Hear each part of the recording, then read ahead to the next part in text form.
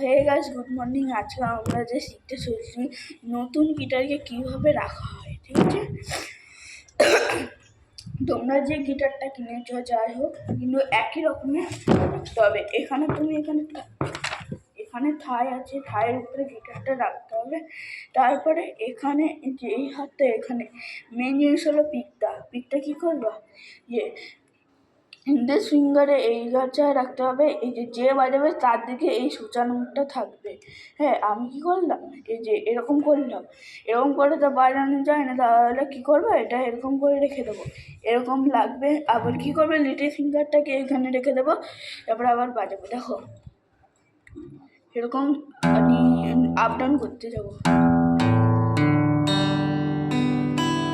আবার up down করতে করতে উপরে উঠি।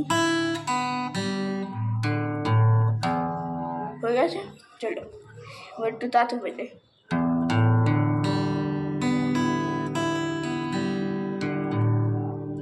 ঠিক আছে, আজকের জন্য এটুকুই, বাই, আবার পরে দেখা যাচ্ছে।